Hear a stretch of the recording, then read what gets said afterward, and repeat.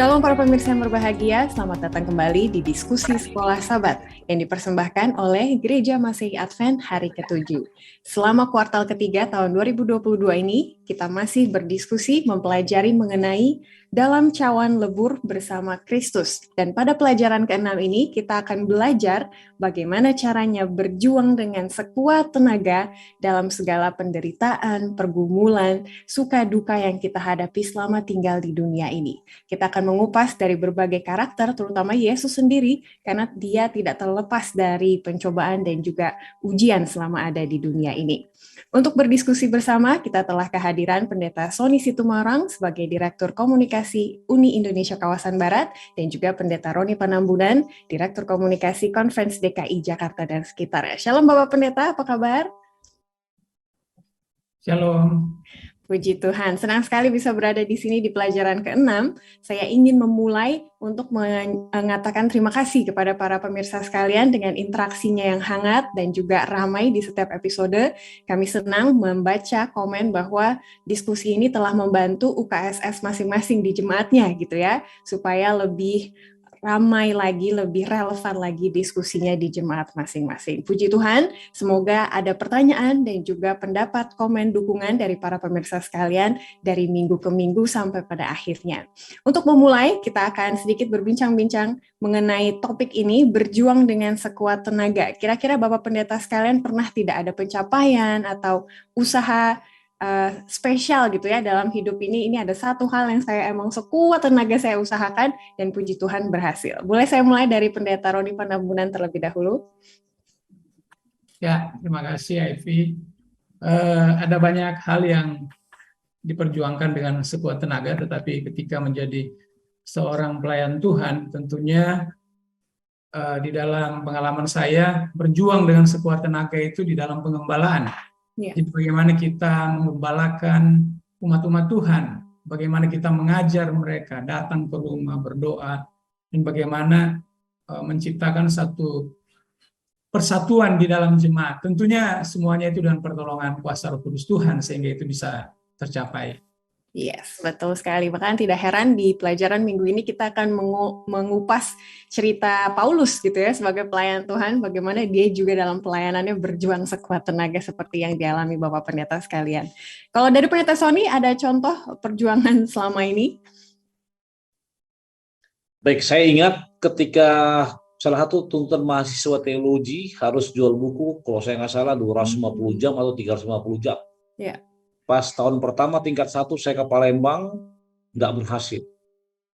Jadi saya tipikalnya orang yang kalau ada satu hal yang nggak tercapai harus berhasil. Jadi tahun kedua saya ke Kalimantan Barat, wah lebih parah lagi.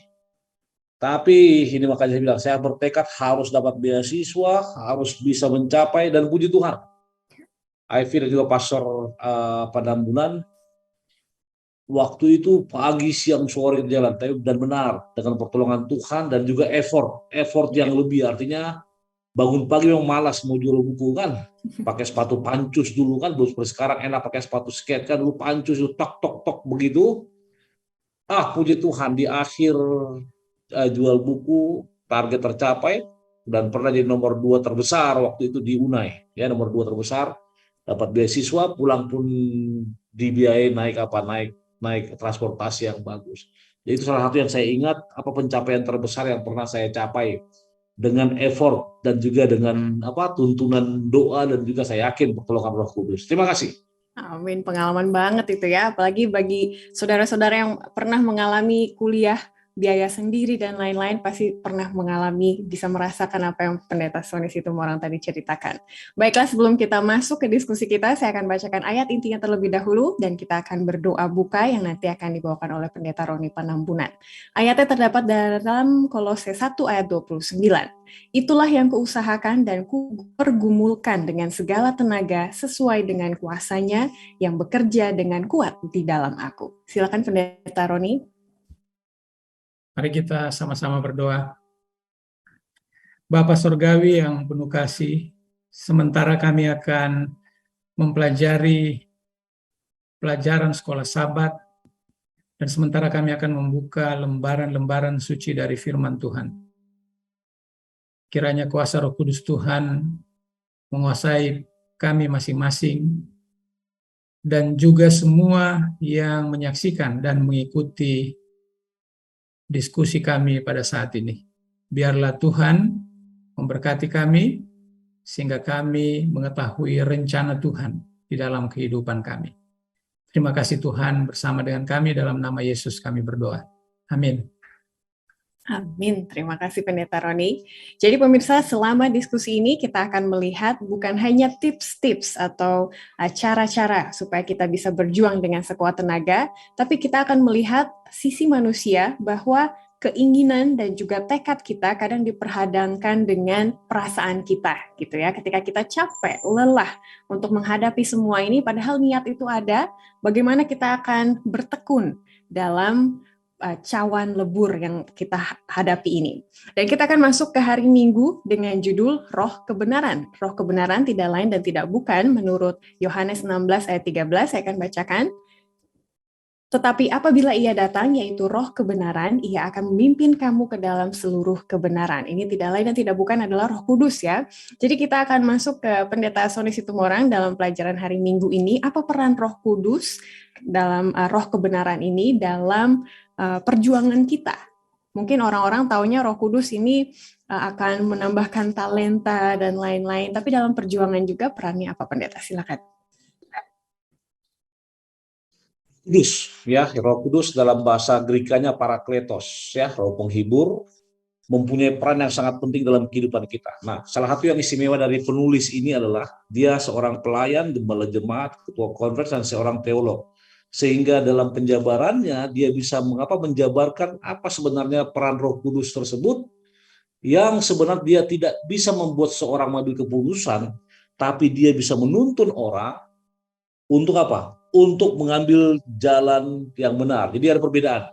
Tidak membuat orang bertobat, tapi dia bisa membuka hati kita, mata kita, agar orang itu bertobat. Bahkan dikatakan juga Roh Kudus merupakan representasi Allah di mana? Di dunia. Dia dapat menunjukkan kepada kita kebenaran terbesar tentang Allah. Tetapi dikatakan dia tidak dapat memaksa kita untuk percaya atau menaatinya. Sama seperti ini Ivy. Saya mirip seperti percaya ini ketika Adam dan Hawa berdosa. Kalau Tuhan gunakan dia punya power, saya yakin bisa dia bilang Hawa, Adam jangan berdosa. Tapi Adam Hawa punya the power of choice. Sama seperti itu kita sekarang punya apa? Punya the power of choice, kuasa untuk memilih. Dan di dalam inilah ada keinginan. Jadi yang sekarang berperang itu keinginan dan apa? Tuntunan Roh Kudus. Bahkan kalau para pemirsa baca di paragraf 3 pelajaran hari Minggu dikatakan dia tidak dapat memaksakan kita untuk percaya atau menaatinya. Sangat jelas bahwa roh inilah penuntun, penghibur. Karena di paragraf 2 dikatakan walaupun roh memiliki kuasa terbatas untuk mengubah kita, tapi itu tidak dilakukan. Kenapa? Karena roh ini menuntun kita dan kita percaya Allah mau kita mengikut dia. Kita mentaati dia bukan karena paksaan, tapi karena apa? Karena penurutan dari dalam hati kita. Itu mungkin saya sedikit ditambahkan lagi. Terima kasih. Iya, menarik sekali Pendeta Roni. Tadi dikatakan bahwa Roh Kudus itu berkuasa, tapi ada batasnya. Dia tidak bisa memaksa. Mungkin pemirsa akan bingung gitu ya, kan Allah ini berkuasa, tapi ada batasnya seperti itu. Boleh Pendeta hubungkan dengan the great controversy ya, perselisihan besar antara Allah dan setan dalam hal ini. Silakan Pendeta. Ya, kenapa? Kenapa seperti yang dikatakan Ivy tadi, bahwa memang kita diberikan kuasa memilih oleh Tuhan. Kita bukanlah robot. Itulah sebabnya dalam pertentangan besar antara Kristus dan setan, ketika setan berusaha untuk mencoba atau menggoda manusia dan pada akhirnya manusia jatuh dalam dosa, itu karena manusia menggunakan kuasa memilihnya. Jadi memang Tuhan tidak bisa membatasi manusia untuk membuat pilihan. Dan itu adalah kesempatan atau satu kuasa yang diberikan oleh Tuhan kepada kita, yang menunjukkan bahwa kasih Tuhan itu sangat besar kepada kita, ya, tidak terbatas, sehingga kuasa memilih Tuhan berikan kepada kita. Nah, kalau kita lihat kenapa Roh Kudus dikatakan dalam pelajaran ini di hari Minggu tadi Pendeta Sony Stumorang sudah sampaikan, saya agak sedikit tergelitik sebetulnya dengan apa yang dikatakan, dia tidak dapat membuat kita bertobat. Jadi Roh Kudus tidak dapat membuat kita bertobat, tetapi di dalam 2 Korintus 3:18, Roh Kudus dapat merubah karakter kita. Ya. Kenapa? Karena berarti pilihannya ada di tangan kita. Kalau kita mau bertobat, itu kita gunakan kuasa memilih kita. Bahwa saya mau percaya kepada Allah, saya mau kembali mengikut Tuhan. Sehingga ketika kita berada di dalam cawan lebur, dalam pertentangan yang besar ini, Tuhan atau Allah kita tidak bisa mengintervensi kita, tetapi kitalah yang membuat keputusan secara pribadi. Mungkin begitu, Evi. Terima kasih. Jadi lebih jelas lagi ya. Jadi dari hari Minggu kita belajar untuk sekuat tenaga kita berjuang, kita memerlukan Roh Kudus. Tapi pertanyaannya kembali kepada kita, seberapa baik kita mendengarkan suara dari Roh Kudus yang selalu membawa kita dalam jalan kebenaran, dan juga seberapa baik pilihan yang kita buat sesuai dengan kehendak Tuhan. Kita akan lanjut ke hari Senin dengan judul Kombinasi Ilahi Manusia. Jadi harus ada kerjasama antara Allah dan kita supaya kita bisa kuat berjuang sepenuh tenaga. Apa contohnya, Pendeta Sony, kerjasama manusia dan Allah, terutama yang bisa kita lihat di dalam firman Tuhan? Ketika ditanya apa kerjasama Allah dan manusia, jadi ini merupakan satu, kalau kita masih ingat pelajaran yang lalu, perjanjian, ada covenant, ada perjanjian antara Allah dan manusia, ada antara manusia dan sama-sama. Nah, dalam konteks ini dibuat kombinasi ilahi dan manusia. Walaupun kita mengetahui kalau para pemirsa baca dengan jelas dan detail, maka ini mengarah kepada pencapaian yang dibuat oleh Paulus. Artinya dia keluarkan effort lebih, tadi ayat hafalannya Ivy ya. Ayat hafalan artinya dengan sekuat tenaga aku apa? Aku telah melakukannya. Namun sekuat tenaga yang kita lakukan kalau tanpa bantuan Roh Kudus itu tidak ada apa? Bantuan Tuhan tidak apa? Tidak ada artinya. Lalu dalam kehidupan sehari-hari apa contoh? Sebagai orang beriman, para pemirsa dan kita semua di studio ini bisa melihat kenapa saya harus mengembalikan 1/10. Kenapa saya harus membawa persembahan? Ini contoh yang sangat-sangat simpel. Toh saya kok yang bekerja, kekuatan saya kok. Namun di sinilah apa itu muncul, Ivy. Yang namanya apa? Berkat. Berkat itu. Saya mau kata hubungan yang berat. Kenapa? Karena Rasul Paulus sendiri dia mengatakan, bagiku apa? Hidup adalah apa? Kristus dan mati adalah apa? Keuntungan. Keuntungan. Jadi artinya apa? Dia lihat dari semua sisi apa? Positif. Lalu perpuluhan tadi, ketika saudara mengembalikan 1/10, mungkin agak sedikit beda konteks, tapi karena ini aplikasi, saya mau kasih tahu. Ketika Anda bekerja, jumlah gaji yang Anda terima mungkin tidak akan berubah, tapi ditambah berkat Tuhan dan suasana hati dan kedekatan dengan Tuhan, maka pekerjaan, kemudian kebahagiaan akan bisa kita dapatkan. Inilah kombinasi ilahi dan manusia. Dan ingat, kembali return to Eden katanya. Adam dan Hawa, jika mereka tidak melepas kombinasi itu, ketergantungan pada Allah, maka mereka tidak akan jatuh ke dalam dosa. Intinya apa? Itulah sebabnya Roh Kudus dikirim kepada kita saat ini untuk apa? Untuk terus menuntun kita, memonitor kita. Namun, itu yang istimewa. Tuhan tetap mengatakan, you have the power of your choice. So, do it in your own. Gitu. Saya sudah kasih yang baik, terserah kamu sekarang. Itu dari saya. Terima kasih. Terima kasih. Nah, ini menarik, Pendeta Roni Panambunan. Ada beberapa pemikiran orang Kristen, katanya kalau sudah percaya kepada Yesus, percaya saja. Tunggu saja kuasa Allah. Dan juga menginginkan lebih dan lebih, doanya banyak tapi usahanya sedikit. Apa bahayanya, Pendeta, konsep ini dengan apa yang kita pelajari di hari Minggu dan Senin juga? Ya, jadi bahayanya kalau kita berpikir bahwa apalagi kalau sudah selamat, berarti kalau sudah percaya Yesus pasti selamat. Ya, ada banyak paham mengenai ini, tetapi berbahayanya adalah itu kita tidak akan melakukan apapun. Ya. Memang kita diselamatkan oleh kasih karunia Tuhan. Hanya Yesus yang menyelamatkan kita. Tetapi kerjasama kombinasi ilahi manusia ini mau menunjukkan bahwa bukan berarti kita ambil andil di dalam keselamatan itu, tapi butuh usaha, butuh kerja keras untuk menjaga apa yang Tuhan telah berikan kepada kita, yaitu keselamatan. Di Paulus jelas memberikan gambaran kepada kita bahwa seorang atlet, karena ini kalau dibilang kerja keras atau kerja atau berusaha, diambil contoh seorang atlet yang berusaha keras dengan segala cara untuk menang. Jadi sebagai pejuang, ya, sebagai pejuang iman, kita memang harus berusaha, bekerja keras, dan itu berarti menjadi lelah. Kalau di dalam pelajaran sekolah Sabat dikatakan bahwa perjuangan ini pun identik dengan menderita. Nah, saya beri contoh ya, di dalam kehidupan real seringkali orang mengatakan ya udah kita diselamatkan oleh kasih karunia Yesus, yang penting percaya kepada Tuhan sudah aman. Jadi kita tenang-tenang saja, walaupun kita tidak menurut hukum, menurut perintah Tuhan pasti selamat. Nah ini keliru. Ya ini keliru. Kenapa? Untuk menjaga keselamatan yang Tuhan berikan kepada kita dan sebagai bukti kasih kita kepada Yesus, maka kita menurut hukum.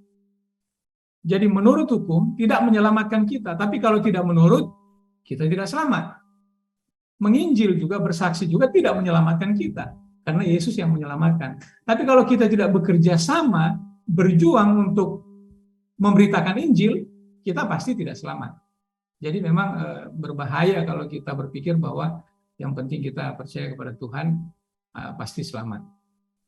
Amin, sudah jelas sekali. Jadi kesimpulan sederhana dari pelayanan Paulus ini memperlihatkan kita bahwa pelayanannya dilakukan dengan usaha dan disiplin pribadi yang besar. Tapi itu semua dilakukan dengan kuasa Allah. Jadi lengkap pemirsa bahwa kita harus ada balance gitu ya, dan Paulus mendapatkan balance tersebut. Lanjut ke hari Selasa, saya ingin menambahi pernyataan dari Pendeta Roni tadi ya. Dalam perjuangan ada penderitaan, ada juga terlibat perasaan gitu ya, karena kita lelah, kita capek gitu dari perjuangan ini. Makanya di hari Selasa judulnya adalah kemauan yang telah didisiplin, karena lagi dan lagi keinginan dan perasaan itu bisa saja bentrok gitu ya dalam 1 dan 2 kasus. Jadi Pendeta Sony, kita mau mulai. Ada tidak di Alkitab berdasarkan firman Tuhan orang-orang yang membuat pilihan berdasarkan perasaan dan apa konsekuensinya? Terima kasih. Kemauan yang telah disiplin. Apakah ada di Alkitab orang yang lebih mengutamakan keinginan, perasaan dibandingkan apa? Tadi Ivy? Orang yang dibandingkan membuat pilihan berdasarkan perasaan dan bukan berdasarkan firman Allah. Apa konsekuensinya? Oke. Nah, jadi ketika bicara mengenai apakah ada, maka saya akan katakan bahwa Alkitab merupakan apa? Firman Tuhan, dan dia memberikan banyak contoh yang sesuai dengan kita punya apa? Kita punya kehidupan. 2 contoh yang sangat mudah kita temui kalau saudara buka Kejadian pasal 36 itu mengenai apa? Perempuan ya. Perempuan Hawa melihat buah itu baik, buah itu enak. Walaupun Tuhan sudah katakan semua pohon dalam taman ini boleh kau makan buahnya kecuali yang ini. Justru buat itu kita penasaran ya. Sama dulu seperti kita waktu SMA, saya masih ingat saya SMA di Kerampul Ivy. Jadi teman kadang-kadang sering mau ikut juga teman-teman bolos, tawuran kan. Lalu mereka merokok, mereka main judi segala macam. Tapi bukannya kita punya pilihan. Papa saya tidak lihat, tapi karena memang dari kecil mungkin diajarkan tidak jadi akhirnya kita bisa bertahan. Nah, dalam konteks ini juga di Alkitab dikatakan apa? Ingat Daud dan Berseba ya, di 1 Samuel 11 ayat 2 dan 4. Ayat yang paling bahaya memang. Dia hanya dengan melihat, sama seperti Hawa, melihat muncul keinginan. Sehingga dia pun jatuh. Apa konsekuensinya? Konsekuensinya, apa? Dia menerima akibat dosanya. Adam, Hawa harus keluar dari mana? Dari Kanaan, sedangkan Daud, ketika dia membunuh siapa suaminya namanya? Saya lupa suaminya. Uzia. Ada konsekuensi yang dia dapatkan. Tuhan tegur dia, Tuhan hukum dia, bahkan berefek sama keturunannya. Intinya apa? Kemauan itu harus didisiplin. Saya pernah katakan, Tuhan mengetahui kebutuhan kita. Tapi terkadang kita selalu menuruti keinginan kita. Kan? Tuhan Tuhan apa? Tuhan mencukupi kebutuhan. God will provide what we need. Tapi apa? Manusia, human being apa?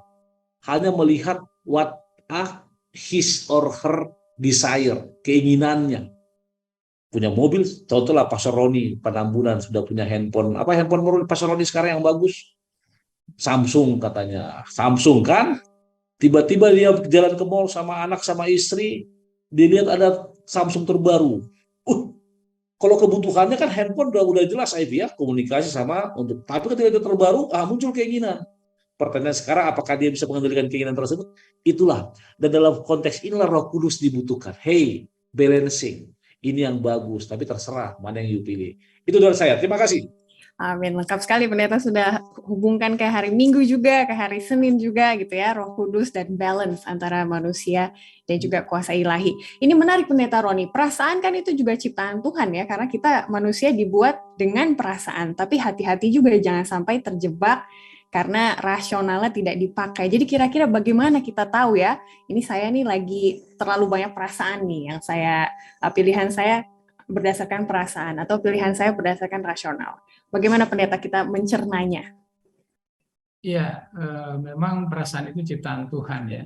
Kalau bagaimana kita bisa membedakan ini atau bisa mencerna ini perasaan atau rasional, apakah ini tidak balance?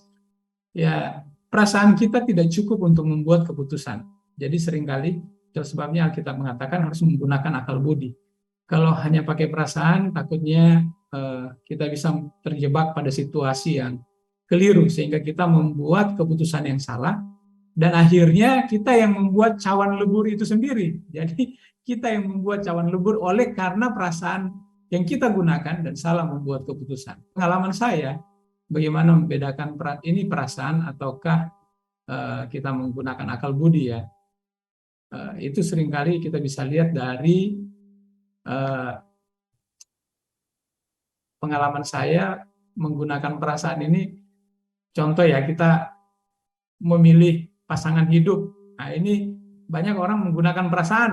Oh, dia kayaknya baik, ya, dia kayaknya cantik. Nah, agar kita tidak salah, tadi ada hubungannya dengan pelajaran sebelumnya, kita harus menggunakan kuasa Tuhan dan tuntunan Tuhan. Makanya penting kita untuk mempelajari firman Tuhan dan berdoa sehingga kita tidak salah di dalam menggunakan perasaan dan pikiran kita. Ya, kadang-kadang kita merasa bahwa ini bukan perasaan, ini pikiran atau akal budi. Padahal sesungguhnya kita menggunakan perasaan kita. Ya.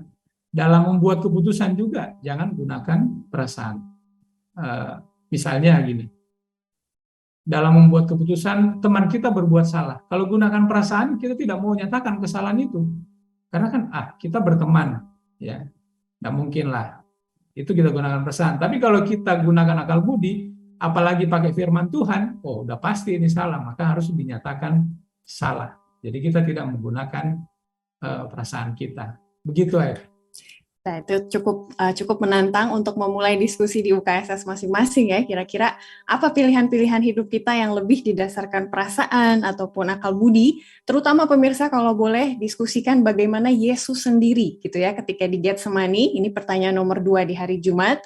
Bagaimana Yesus tidak mau gitu ya, kalau boleh nggak boleh mati gitu ya, saya nggak mau mati, tapi biarlah cawan ini terjadi gitu ya. Itulah pilihan Yesus. Silakan didiskusikan. Kita akan lanjut ke hari Rabu dengan judul komitmen radikal. Jadi kita perlu Roh Kudus, kita perlu kuasa Allah dan juga upaya kita perlu kemauan yang didisiplin, tapi kita juga perlu komitmen, dan kalau boleh komitmen itu radikal. Saya lihat-lihat di KBBI ya, di Kamus Besar Bahasa Indonesia, radikal itu artinya yang mendasar, jadi harus prinsip, bukan pada perasaan tadi ya, Pendeta Roni sudah mention, harus berdasarkan prinsip gitu, tidak perasaan, dan juga menuntut perubahan, jadi harus ada aksi dan juga hasilnya nyata begitu ya. Jadi inilah maksudnya komitmen radikal. Salah satu contohnya bisa kita lihat di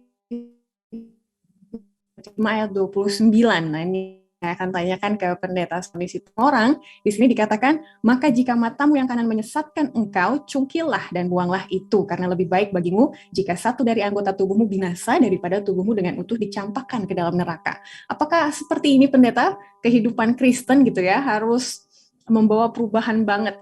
Ini di anak muda ada istilah, misalnya ya, saya di gereja Cakung ya, GMAHK Cakung baper, bawa perubahan gitu katanya. Dan menurut pendeta Sony bagaimana komitmen yang radikal?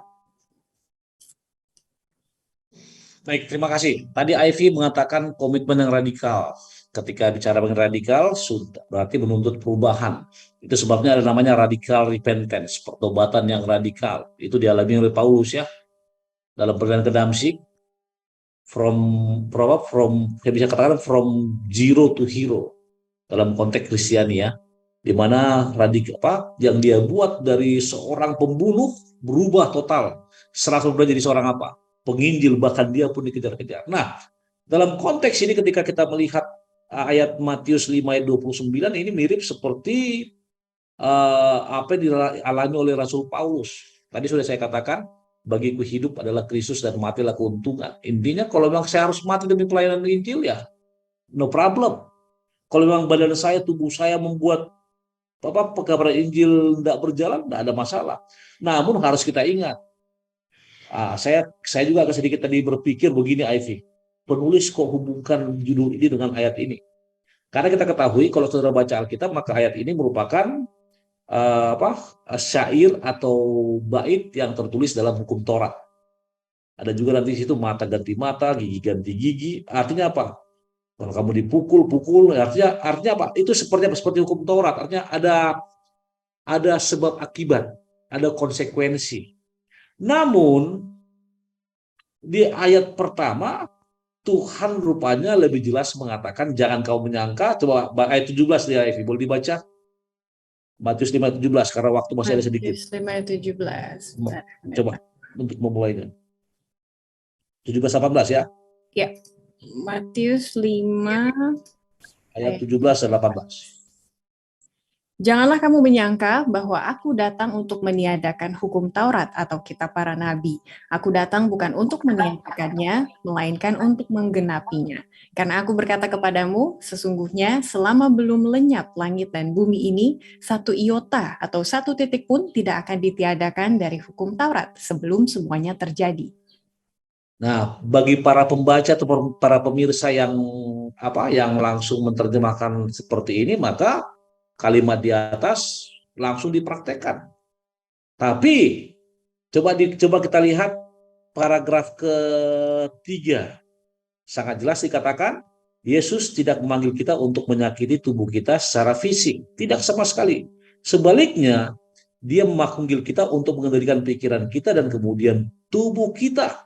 Tidak peduli berapa harganya. Nah, dari dua ayat ini, dua panduan ini kita akan mengerti apa itu komitmen yang radikal.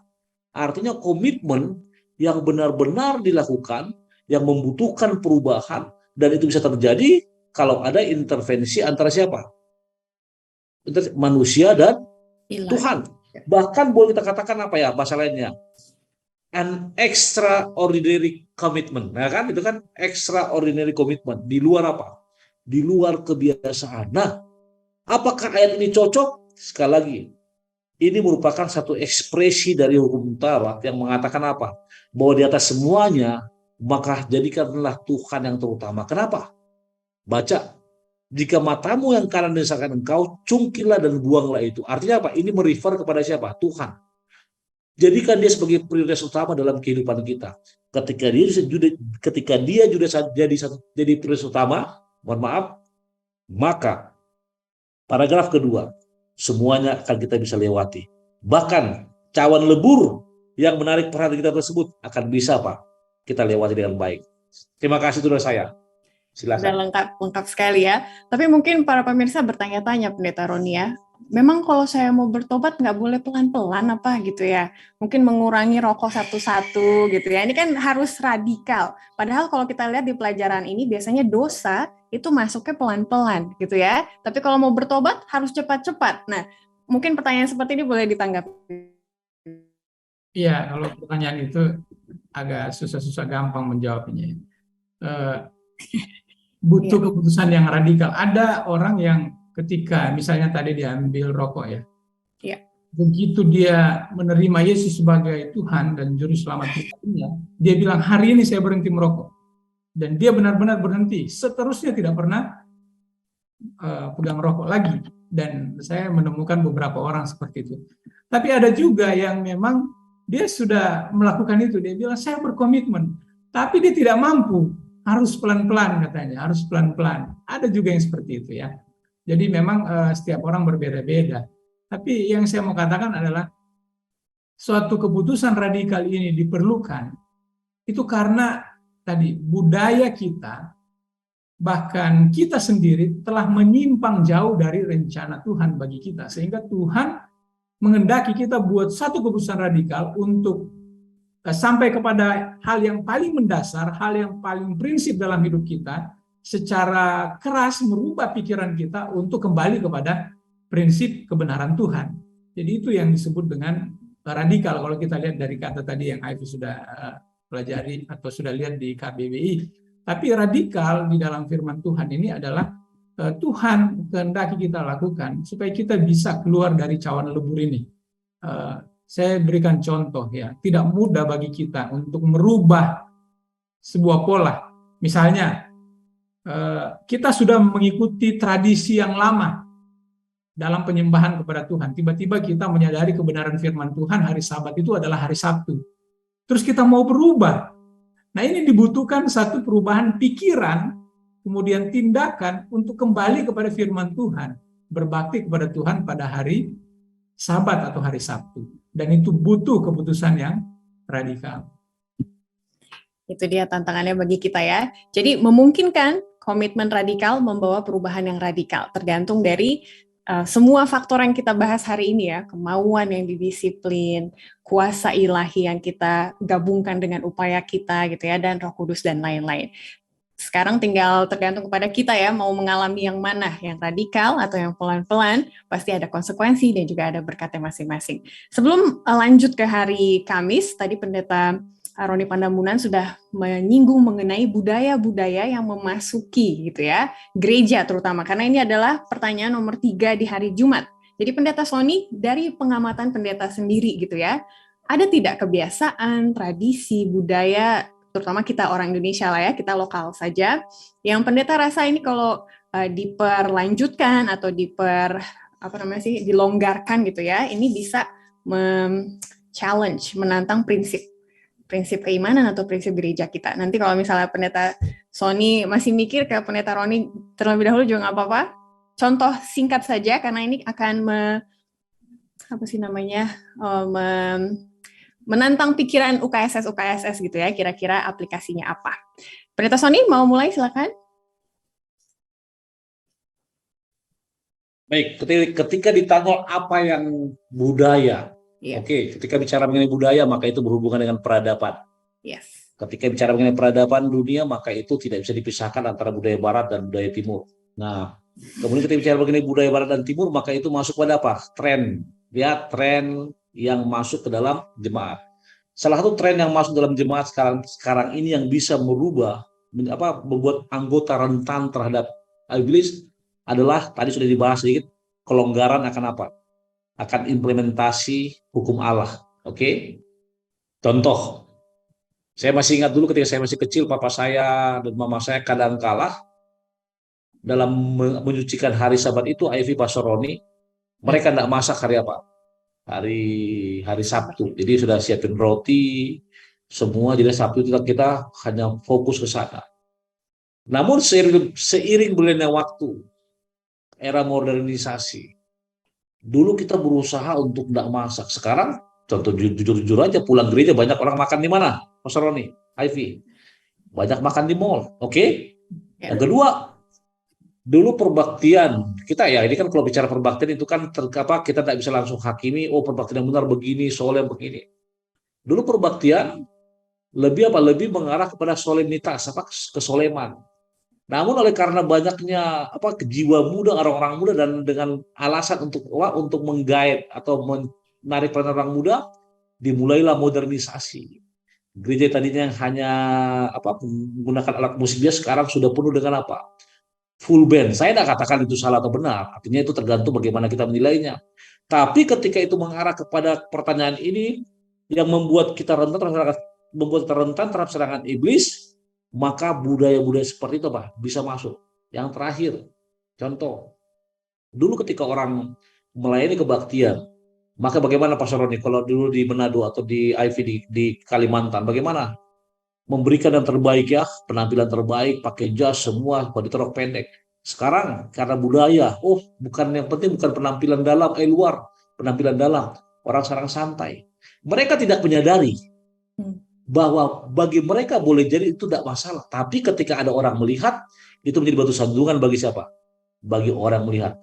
Fokusnya adalah biarlah saya menjadi berkat, bukan menjadi batu sandungan bagi orang. Dan budaya-budaya seperti itu kalau boleh kita kita bukan hindari, kita minimize, dan kalau boleh kita sama seperti Alkitab. Saya senang konteksnya sola scriptura, back to the Bible. Marilah kita menyembah Tuhan dengan sepenuh hati, baik jiwa, raga, dan juga spiritual kita. Itu mungkin dari saya. Terima kasih. Silakan Mas Roni. Pemikiran yang menarik ya. Terima kasih Pendeta sudah berhasil menjawab on the spot gitu ya pada pertanyaan ini di luar dari skrip. Kalau dari Pendeta Roni Panampunai silakan ditambahkan Pendeta, apalagi pelajaran ini menyinggung dosa seksual gitu ya. Ini juga di kalangan anak muda kalau saya bisa hubungkan sudah mulai longgar juga. Silakan Pendeta. Ya, sesungguhnya anggota-anggota kita sekarang ini semua pintar-pintar ya. Pintar mempelajari firman Tuhan. Juga banyak yang menguasai tulisan-tulisan roh nubuat. Nah, dihubungkan dulu dengan apa yang Ivy katakan mengenai dosa seksual ya. Ya, dulu kalau orang itu berjalan tidak boleh berpegangan tangan. Kalau masih muda ya, berpegangan tangan udah dimarahin, apalagi misalnya tindakan yang lebih jauh daripada berpegangan tangan, berpelukan atau berciuman. Nah, kalau sekarang hal-hal itu berubah dengan adanya budaya dan lingkungan yang ada, tontonan, bacaan. Ya sekarang anak-anak bebas ya mengakses di smartphone dan sebagainya, bisa membaca apa aja yang sebenarnya tidak boleh dibaca, bacaan-bacaan yang tidak bermanfaat, ya. Tapi itu terjadi sehingga itu merubah cara berpikir. Nah, disinilah dibutuhkan keputusan yang radikal dari setiap orang. Apapun yang telah membuat kita menyimpang dari ajaran-ajaran yang benar, dari firman Tuhan, oleh sebab budaya, oleh sebab diri kita, maka dibutuhkan satu sikap, dibutuhkan satu keputusan yang radikal. Sehingga membawa kita kembali kepada rencana Allah yang semula di dalam kehidupan kita. Ya, jadi itu. Yes, terima kasih Pendeta sudah kembalikan kita kepada topiknya ya, komitmen radikal. Apapun bentuk budaya ataupun dosa yang masuk ke dalam kehidupan pribadi ataupun kehidupan jemaat, kita perlu komitmen yang radikal sesuai dengan sola scriptura tadi yang seperti Pendeta Sony Situmorang tegaskan. Terakhir kita masuk ke hari Kamis dengan judul Perlunya Bertekun. Kita akan melihat pergumulan Yakub dengan Allah di Kejadian 32. Pendeta Sony Situmorang ini kesannya bertekunnya seperti memaksa gitu ya Yakub ya. Dia berpegang pada Tuhan sampai yang kemauannya itu terjadi baru dia akan lepaskan. Jadi dalam konteks ini bertekun itu seperti apa yang mau kita pelajari? Silakan Pendeta Sony. Baik, terima kasih. Ketika berbicara mengenai dalam konteks ini, maka tentu kita mengetahui bahwa ini merupakan konteks ketika Yakub si penipu yang telah membohongi kakaknya Esau bertahun-tahun, akhirnya harus pergi dari rumah pamannya Laham, dari tanahnya untuk kembali ke tanah leluhur katanya. Namun di perjalanan dia sangat khawatir karena bertemu dengan siapa? Esau. Walaupun kita nggak usah bahas banyak, walaupun nanti hasilnya kita mengetahui luar biasa. Namun saya mau garis bawahi adalah bertekun seperti apa. Ingat, karena ininya judulnya perlunya bertekun, maka yang dibahas adalah kisah pergumulan Yakub hingga kakinya apa katanya terpelecok. Ini bahasa yang baru yang saya dengar. Namun pelajaran sekolah sahabat paragraf kedua bagian B tengah mengatakan apa arti di sini saat dia melawan seseorang yang sebenarnya adalah Yesus, pangkal paha Yakub terkilir Sejak saat itu tidak mungkin untuk bertarung, karena rasa sakitnya akan terlalu menyiksa. Pasti ada perubahan halus dari berjuang menjadi bertahan. Yakub bergantung pada Yesus melalui rasa sakit yang tak tertahankan sampai dia menerima jalan berkatnya. Artinya apa? Ketekunan sangat perlu. Jadi sebenarnya penulis mengatakan yang dibutuhkan di sini adalah apa? Ketekunan orang-orang kudus. Kalau saya lihat Ivy singkat, ketekunan itu sangat berhubungan dengan apa? Konsistensi, berhubungan dengan persistensi, dan juga berhubungan dengan endurance atau daya tahan. Nah, dalam mengikut Kristus, dalam menerima Roh Kudus itu dibutuhkan. Saya seorang Advent, tapi kalau saya tidak tekun dalam menjalankan hukumnya, firman-Nya, dan saya tidak bertekun untuk terus berhubungan dengan Tuhan, dan saya tidak bertekun untuk menerima firman-Nya, maka ingat, pertanyaan nomor 3 tadi, itu bisa buat apa? Jatuh.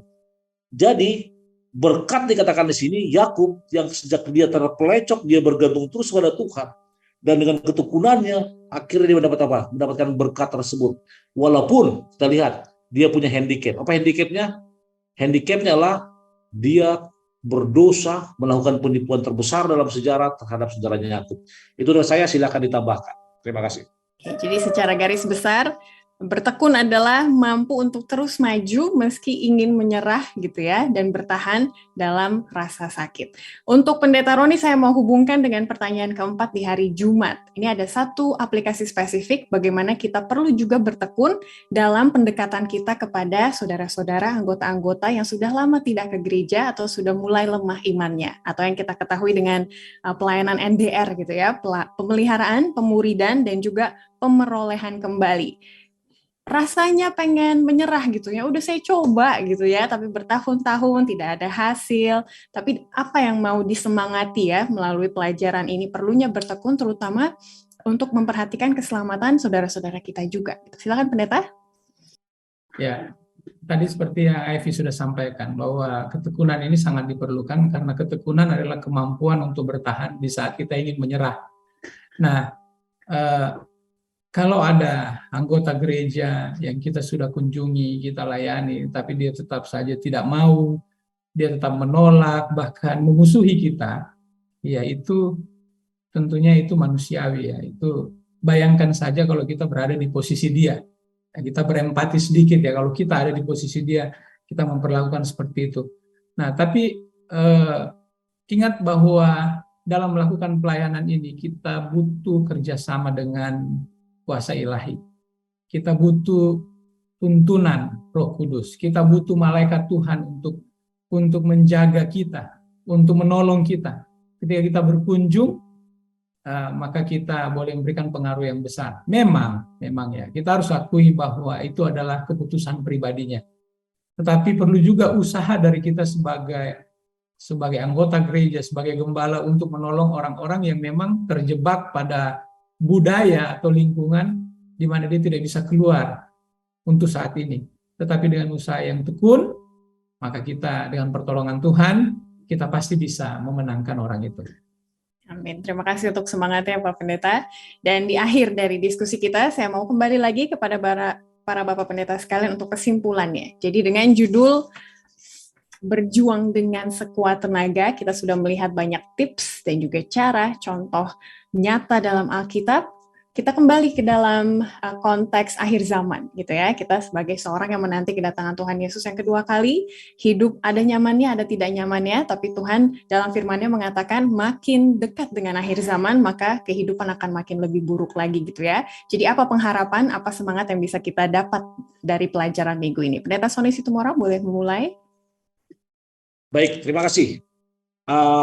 Kesimpulan atau pelajaran yang bisa dapat sepanjang minggu ini, yang pertama saya baca di sini adalah di bawah bimbingan Roh Kudus kita harus memupuk pahaman yang benar tentang Tuhan, kejahatan, dan diri kita sendiri dalam konteks langsung dari kehidupan kita. Yang kedua, kita harus memahami sifat kehendak bebas yang diberikan Tuhan atau the power of choice tadi, bahwa kita berdaulat untuk mengambil keputusan, lalu Tuhan juga berdaulat memberi kita keselamatan bila mana kita menurutinya.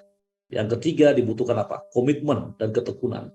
Komitmen yang radikal dan juga ketekunan yang sungguh-sungguh dari apa? Dari kita, agar kita bisa menerima Roh Kudus dan bisa menerima prinsip-prinsip yang telah Tuhan tentukan tadi. Dengan demikian, bila mana Ia datang, maka kita bisa diperbaharui dan berjuang dan melewati cawan lebur dalam kehidupan ini. Terima kasih. Amin. Silakan ditambahkan Pendeta Panambunan. Ya, bahwa kehidupan kita adalah sebuah perjalanan yang panjang menuju ke surga, menantikan kedatangan Yesus yang kedua kali. Dibutuhkan usaha, dibutuhkan ketekunan, diperlukan kuasa Roh Kudus, diperlukan kerjasama dengan Tuhan jika kita mau bertahan sampai pada waktu kesudahannya. Satu hal yang perlu kita sadari adalah kenapa kita harus baca firman Allah, kenapa kita baca Alkitab setiap hari, kenapa kita harus berdoa setiap hari, kenapa kita harus menginjil, kenapa kita harus menolong orang yang sudah hilang dan membawa mereka pulang, dan kenapa yang lain begitu banyak. Ya, itu karena cawan lebur yang kita alami dan orang lain alami. Kita perlu berjuang dengan pertolongan Tuhan. Tuhan izinkan itu semua di dalam hidup kita untuk membentuk kita dan membuat kita sepenuhnya menyadari bahwa kita perlu bergantung kepada Tuhan. Kita harus membuat keputusan yang radikal untuk keluar dari zona nyaman kita dan kita masuk kepada zona iman. Kiranya Tuhan memberkati dan menguatkan kita. Amin. Amin. Zona nyaman jadi zona iman. Saya baru dengar itu. Menarik juga. Dan para pemirsa, anggap saja kita sebagai atlet, ya kan? Mau pertandingan, mau ada kompetisi atau tidak, tiap hari tetap harus berlatih. Karena itu yang akan membuat kita kuat. Tergantung intensitas dari kompetisi tersebut, atlet tetap akan kuat menjalaninya karena latihan yang konsisten setiap hari. Inilah yang bisa kita bawakan untuk pelajaran kali ini. Saya minta Pendeta Sony Situmorang untuk tolong mendoakan para pemirsa kita. Bapak Semawi, terima kasih Tuhan atas pelajaran sekolah Sabat yang mengajak kami untuk terus berjuang dengan sekuat tenaga dengan bantuan Tuhan Roh Kudus Tuhan. Terima kasih oleh karena Engkau juga telah membuka hati pikiran hamba-Mu, Pendeta Roni, Ivy, dan juga dari Lemang Layar, untuk boleh membuat kami semakin berkomitmen dalam melayani Tuhan. Berkati para pemirsa di mana mereka berada, berkati pergumulan mereka, kehidupan mereka, bahkan berkat-berkat yang mereka terima. Berarti juga sekolah Sabat ini Tuhan akan terus menjadi berkat yang berkumandang bagi setiap para pendengar. Dengarkan doa kami yang sangat sederhana ini. Dalam Yesus kami berdoa. Amin.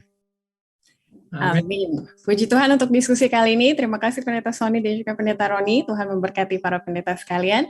Dan pemirsa, ada satu faktor yang belum disinggung di pelajaran kali ini. Perlu juga pengharapan untuk bertahan. Dan itu yang akan kita bahas di episode kali depan dengan judul pengharapan yang tak dapat dihancurkan. Kami rindukan interaksi, pendapat, dan juga pertanyaan dari pemirsa sekalian melalui kolom chat di bawah video ini. Dan kami doakan pemirsa sehat-sehat sampai kita bertemu di kesempatan berikutnya. Tuhan memberkati kita semua.